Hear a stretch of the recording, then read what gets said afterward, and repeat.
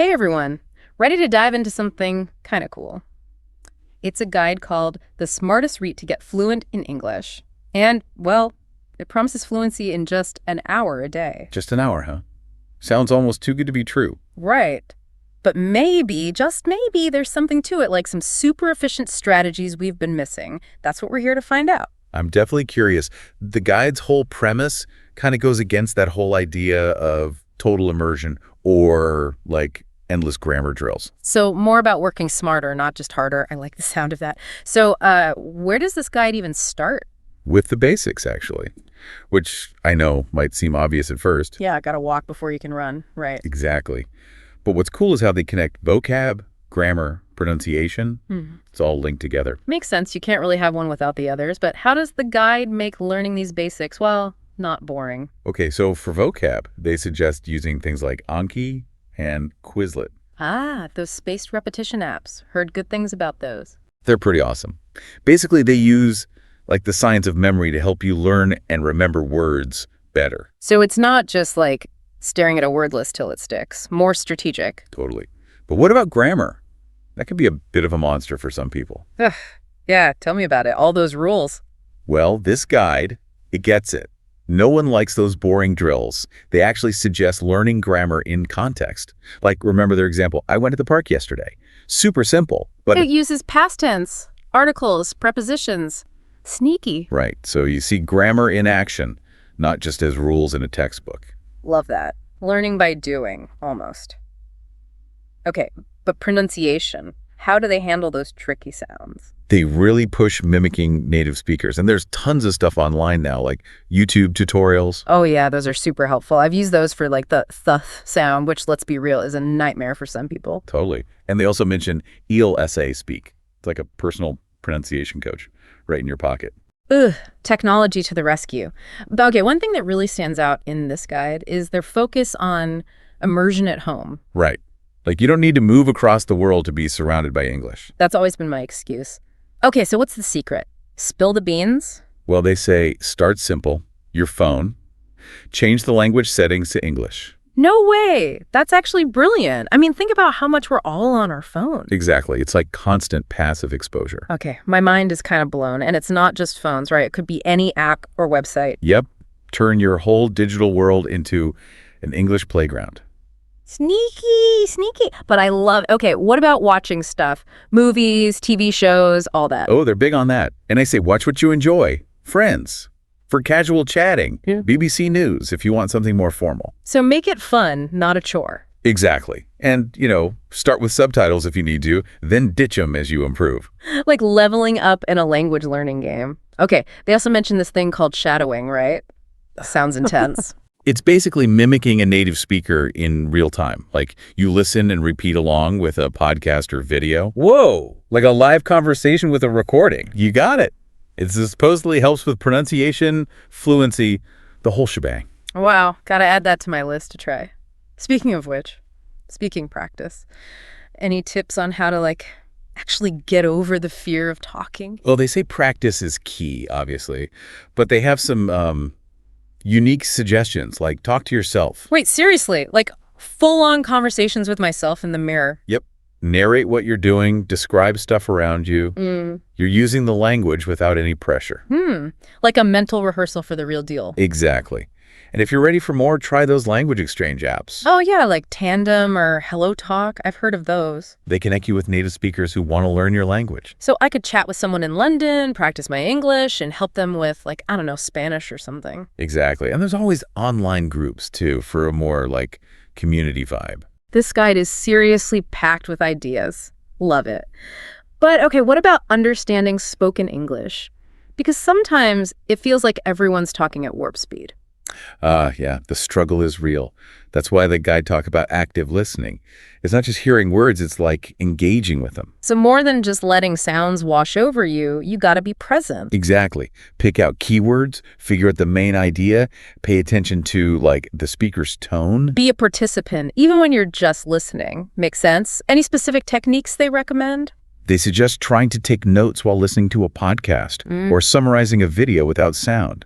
It trains your brain to really focus. Wow, gotta try that. I'm always zoning out during podcasts. We've all been there. Yeah. But look, we've covered so much already. The basics, immersion, speaking, listening. It's incredible how much is packed into this 1 hour a day idea. Right. And we're just getting started. And we're back! Still digging into the smartest route to get fluent in English. I'm seriously pumped about all the tips we're finding. It's kind of eye-opening how just 1 hour a day can make such a difference. Right.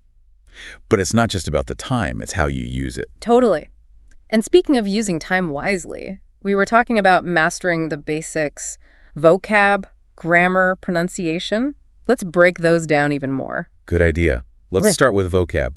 They suggest aiming for like 10, 15 new words every day. Whoa, that sounds a lot. It might seem that way, but they're talking about high-frequency words, the ones you'll actually use. So no need to memorize a bunch of random words I'll never need. Exactly. Think about what you talk about most: work, hobbies, family. Right, the stuff that matters. But even with just 10, 15 words, how do I make sure they stick? That's where those spaced repetition apps come in. Anki, Quizlet, those guys. So they're not just flashcards, there's like science behind it. Big time. Yeah. It's all about this thing called the forgetting curve. Basically, we forget stuff over time unless we keep revisiting it. So these apps, they make you remember a word right when you're about to forget it.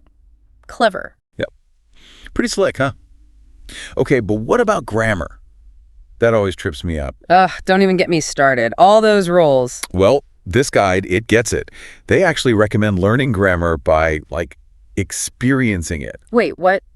How do you experience grammar? Remember that I went to the park yesterday example? Simple, right? Yeah, but it's got past tense, articles, the whole 9 yards. Exactly.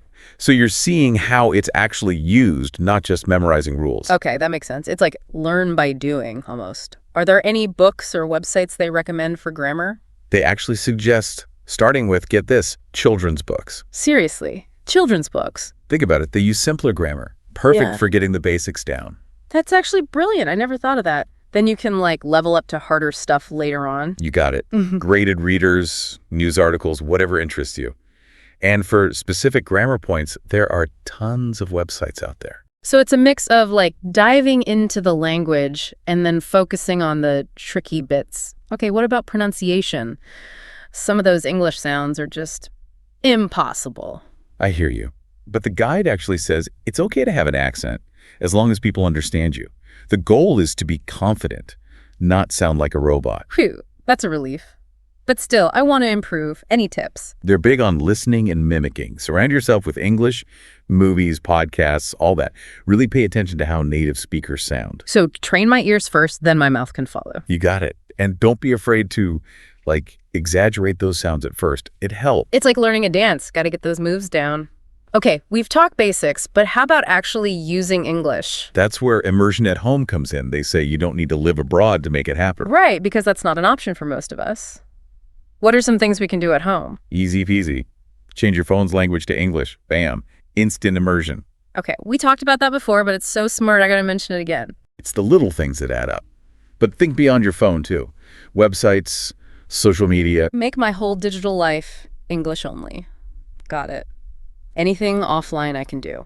They suggest narrating your day in English. Like, I'm making coffee, now I'm checking my email.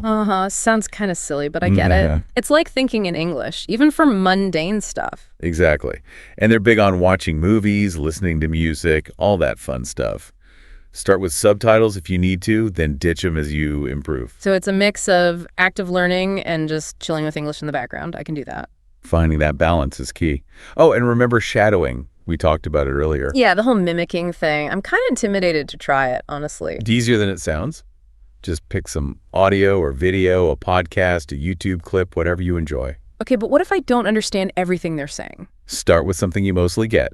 The goal is to copy their pronunciation, rhythm, intonation. So I'm like a parrot, but a cool language learning parrot. Exactly. Just focus on how they sound, not on being perfect. Okay, I might give that a shot. But won't I look weird talking to a screen? Maybe a little. But find a quiet spot. No one's judging you. It's all about getting comfortable with the sounds. I can do that. Okay, we've talked speaking, listening. What about reading and writing? Do they cover that too? Yeah, they're big on those. They're just as important for fluency. Okay, I'm ready for more tips. What's their take on reading? They say start with stuff that's a bit easy for you. You want to be able to understand most of it without a dictionary. So no Shakespeare for me just yet. Probably not. Go for young adult novels, simplified news, whatever you can enjoy without feeling lost. Makes sense. I hate it when I have to look up every other word. Right, it kills the fun. And don't be afraid to reread stuff. The more you see those words and phrases, the better they stick. It's like building a mental database of English. Exactly. They also suggest highlighting key words, taking notes, making it an active process. So don't just passively read, really engage with the text. Makes sense. But what about writing? That's my biggest fear. Their suggestion, keep a journal. A journal, like Dear Diary. I haven't done that since middle school. I know, it sounds a bit old school, but it works. Write about anything, your day, your thoughts, even make up stories. So it's practice without the pressure of, like, writing a perfect essay. You got it. And as you get better, you can try writing longer, more complex stuff. This guide is seriously full of surprises. I love it. We've covered so much basics, immersion, reading, writing. I know, right? This 1 hour a day thing is packed with stuff. And we're back for the final stretch of our deep dive into the smartest route to get fluent in English. I'm honestly amazed at how much we've already uncovered. Right, we've gone from 0 to, like, fluency heroes in just 2 parts. Almost. But, okay, real talk. Finding a whole hour every day to practice. That stuff. Tell me about it. But the guide actually addresses that. It's not about one big chunk of time. It's about finding little pockets throughout your day. Oh, so like 10 minutes of vocab while I wait for my coffee, or listening to a podcast on my commute. Bingo. Make it fit your life, you know? And I love that they actually give you a breakdown for that hour, like 10 minutes for this, 10 minutes for that. It's so structured. It's a good starting point. You can tweak it as you go, see what works best for you. So it's not one size fits all. Nope. We all learn differently, right? But okay, consistency, that's the real challenge. How do you stay motivated when you hit those, like, language learning walls? Ugh, those plateaus are the worst. You feel like you're not making any progress. The guide talks a lot about setting realistic goals. Don't try to do everything at once. Start small. So instead of saying, I'm going to master all the tenses by next week, I should be like, okay, this week I'm nailing the present perfect. Exactly. Break it down, make it manageable. And remember, progress isn't always a straight line. There are going to be good days and bad days, right? Totally. Just keep going, even when it feels tough. Oh, and don't forget to celebrate the wins. Yes. Every little victory counts. Did you use a new word in conversation? High five. Nailed that grammar rule. Treat yourself. It's all about those little boosts to keep you going. Now, remember those phrasal verbs and idioms we talked about? The guide's got a whole section on them. Oh, yeah, those tricky little things. Phrasal verbs like give up or run into, and idioms like piece of cake or what was the other one? Oh, eat the ice. Those are good ones. Right. They can be so confusing, but they make your English sound way more natural. Totally. The guide says to actively learn them.